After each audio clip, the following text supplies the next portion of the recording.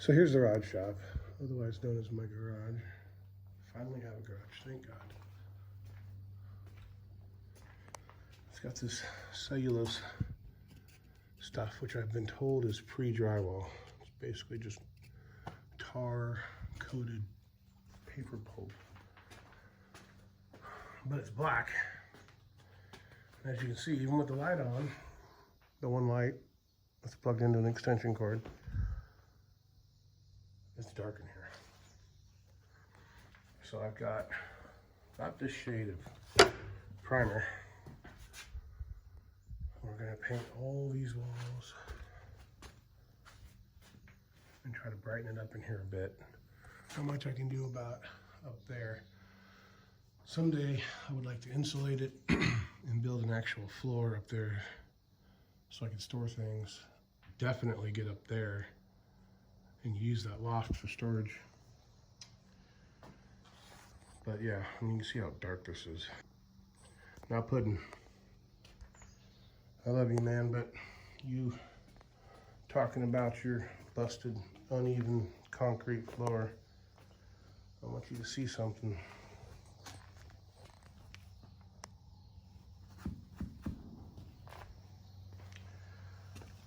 I'll take it. It's better than laying on cardboard on top of wet gravel any old day of the week, because that sucks. Maybe I can have that slab jack or something come out here and straighten this stuff up. I don't know. It looks like this garage was built with a dirt floor, and then they poured this concrete later. I don't know. It's a place to work though. Alrighty. The green wasn't working out too well. It was still too dark, so 3 gallons of white paint on it. Some cheap white, and you can see all this dark is just bleeding through here in the wood grain. I went ahead and just left the doors that color. Maybe I'll regret it. I don't know. I kind of like the splash of color there. Came out all right. It's 2 thin coats. See, we got some steam bleeding through, but kind of surprised though. That green stuff is supposed to be a primer, and it's letting all that dark bleed through, but it's still better than it was. And I went ahead, the very last that I had left, I threw on that real rotten old, something rotten, just really dried out wood. Yeah, looks better than it did, whatever. So, we'll plug the garage into the extension cord here.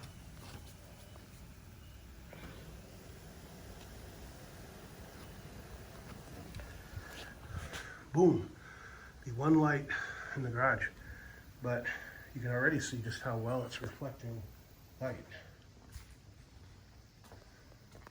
How much brighter it is in here. I mean, look at this back corner here that was dark, even with that light on. You can see, look at that, you can see over there. I really need to paint up there too, but not gonna happen today. Get some of that dirt off that bulb. I've got this LED fixture that we sold at work. It's got like 3 panels on it, 3 LED panels.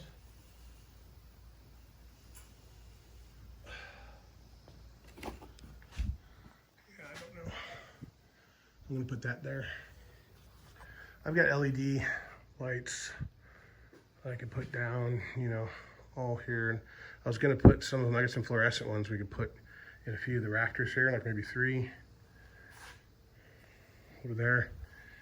Well, there's gonna be benches here, so. But you know, what I'd like to do, hear me out. If I can get like 5 of those fluorescent light fixtures, put 3 down here and then 2 like in between them, up high. And then of course we'll have light fixtures up there and a ceiling. And then what I'll have is basically a wall up here that will hinge down the middle, and it'll clip and be held up there. Take the clips down and the wall folds down, and it effectively splits the garage in half, and it has LED lights in it. And then you have maybe a temporary or a portable LED light here, another one there. You can open up the bottom of the garage door for fans, put a filter in that window, and then you have a spray booth. that's kind of a plan in the future. This corner, I need to get some of that concrete drywall, backer board, whatever it's called. I've got a little wood stove that's going to go here, and it's going to exhaust right out the wall. I was going to use the pellet stove out of the old house, but we ran out of time to get it out of there, and you know, I just didn't. It was really heavy. I just couldn't do it. I just didn't have the time to do it. But here's where we're at. My garage, workshop. Be filming a lot of stuff in here soon for the channel. Here we are.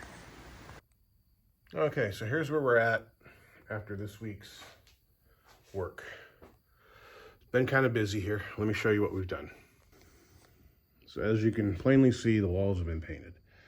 I painted them this mint green color first. What it was is I actually, I made a hell of a mess too. That's gonna have to be fixed. Somebody on Marketplace had paint they were selling, you know, old paint they were selling. And so I bought 2 5-gallon buckets. One was this mint color, the other was white. Well, the white was too dried out to use, but the mint color, I was able to get it stirred and use it. And it actually turned out to be drywall primer, which doesn't make a difference in here. I painted the whole garage this mint color, and it came out pretty cool. But unfortunately, it came out too dark. So went down to Atwoods and bought 3 gallons of just your cheap economy exterior flat white. So I figured with the exterior grade, it'd probably hold up in here better anyway. But I just wanted it white so that the light would reflect off the walls, which it does. It's a hell of a lot better than it used to be. Had this big old swamp cooler here, just sitting here in the middle of the room. Didn't have anywhere to put it. It won't fit through that doorway, so I can't put it in there. So I just said hell with it and installed it.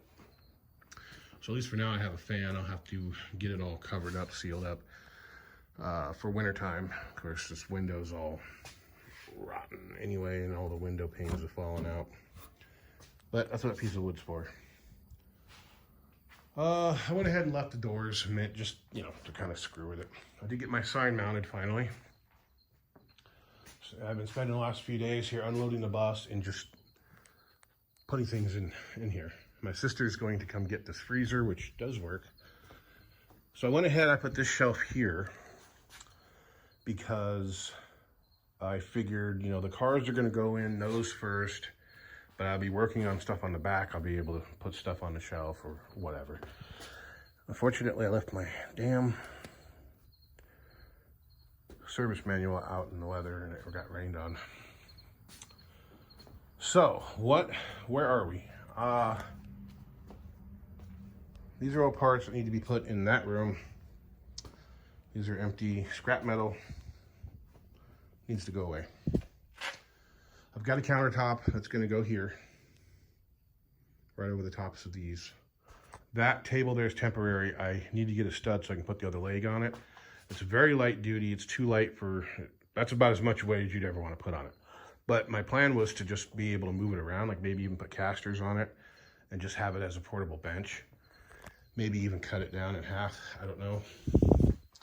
I think it's going to end up being too close to the stove here, which I need to get installed. I have to get some concrete backer board or concrete drywall, whatever the hell it is. Move those shelves. Get that all installed. Yeah, so I've been hanging tools. I've got, you know, some non-automotive tools there. I've got engine rebuilding tools and then your big heavy tools. This is all paint products. This is actually an old TV cabinet. It's kind of cool, but it's not in very good shape. My fender protector or whatever. Oh, let's see what else. Oh, Redline hubcaps. Those used to be worth a fortune, but now they have repops. So this is the old license plate off of my Corolla.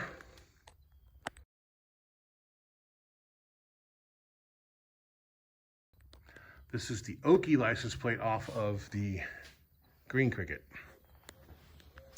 I've got the California plate somewhere, but I have to find it.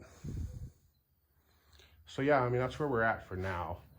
The roof in here is horrible. We got 3.5 inches of rain overnight. Not last night, but the night before. So, As you can see, it's all mud and wet down here. You see the roof is collapsed. That whole back wall is just gone, rotten. I mean, look at the studs are just missing. You can see the stucco. This is about the only thing holding it up currently, and it's definitely not strong enough. So I need to go get some 4x4s, and I'm gonna see if I can borrow. A buddy of mine's got screw jacks at his shop. If I can borrow one of them, I can jack this up, get a 4x4s underneath this thing. You can see just how far out it is. Hurry up and get that done, and then get some 2x4s down here at the other end. Eventually we'll just put 2x4 on top of 2x4 and strengthen it all up, peel everything off, start over. I'd like to be able to put like my solvent tank, my air compressor, my, you know, chop saw, this grinder, you know, all in here. But the problem is this roof leaks so bad. I mean, look at this. You see all these spots here where it's been leaking. See, that's a pretty significant leak. Right here by the door, you know, right here. I can't put anything out here without it getting rained on. So I got to get that fixed ASAP.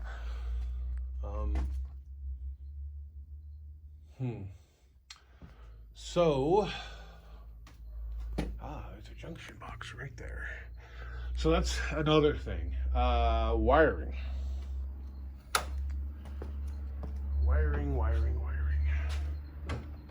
We finally got power to the house. We've been trying to do this, but we're never here. We were never here for more than, you know, 3-4 days at a time, and it wasn't enough time to get anything done. So way back when, there used to be a tree right there, and the power line, the tree fell down, hit the power line, pulled everything off the wall over here. So it pulled the meter box, the breaker box, pulled all the stuff off the wall. And so then they came and they took the cables, they took all this out of here, and they took the meter, and it was just sitting here. Somebody stole the meter. So what we needed to do is we had to get a new hook up there. You can see it, that holds the main cable that supports it. We had to put the hook there. So the guy came down, he looked at everything, he told me, okay, you need to do this, this, and this. I put that hook in, I called him, but I didn't have enough time. He didn't have enough time to come down and hook anything up. So, you know, 6 months, 8 months goes by.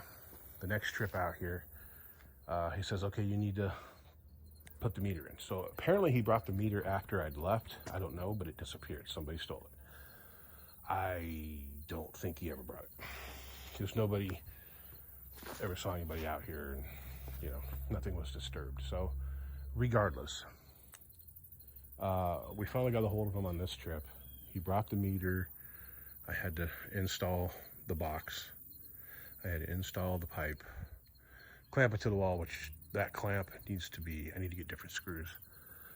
It probably isn't even necessary, but I'm going to do it anyway. So then we called them to say that they were coming out, and they never said that they were going to come out. I figured they'd make a date and we'd meet him. Well, he came out, he put the meter in, he hooked up the cables, and boom, we got power. So yeah, there we go. We finally have power in the house. I mean, hell, the place lit up like we were living there. So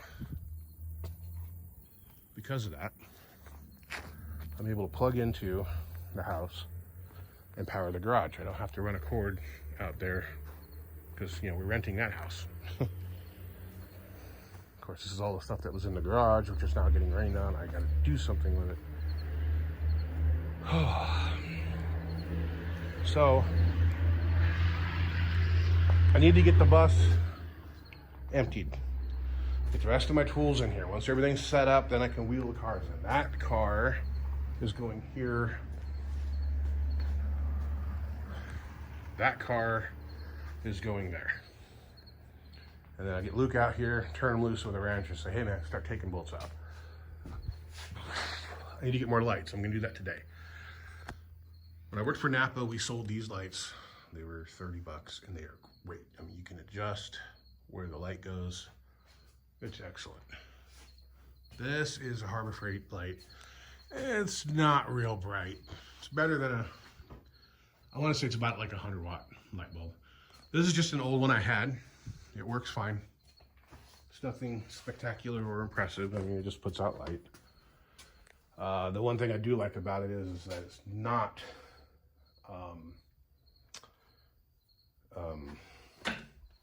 LED. It's a little closer to natural, I guess. I got a fire extinguisher hooked up. It's still charged, but it's in pretty bad shape.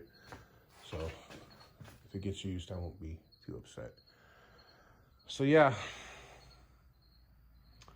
the countertop will not be coming on this next trip. Although, it'd be nice if I could figure out a way to load it. Maybe I will, I don't know, but I really could use it here. And then I've got a really heavy metal workbench from the 40s. That's gonna go here somewhere, probably under the bench. Or not, maybe I'll put wheels on it. I don't know. I really need to use it, I wanna use it. I'm finding more and more that there's less space here than I thought there was. Maybe it'll go up against the wall, I don't know. Okay, I think that's it for now. I am going to go into town and pick up a few of those 4x4s and try to borrow that jack and get some more light fixtures. I've got one more there.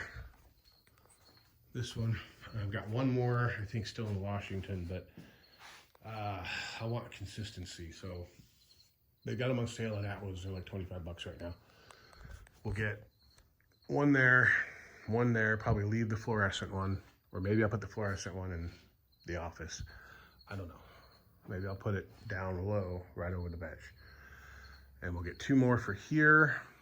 And then I figure we'll probably put some on this back wall, which won't really be any benefit to me except when the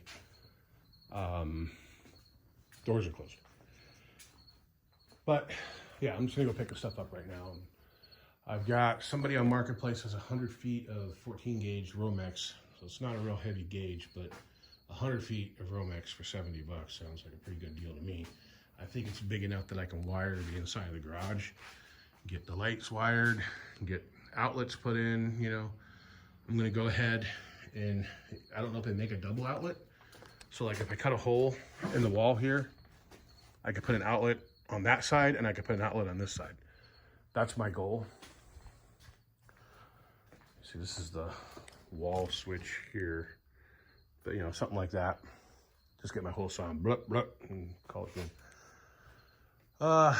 Anyway, I'm gonna get going, get my day started here, and try to be productive. Talk to you later. Okay, now that it's nighttime, you can see how well the light works in here. So currently I've got that one on, that one on. I don't have that one on, I don't have one over there. I just got a hell of a deal at Atwood's on these things, like 12 bucks a piece. Okay, a little darker. Of course that freezer is blocking a lot of the light, but yeah. This will be a good place to work on stuff. Can't wait to get started.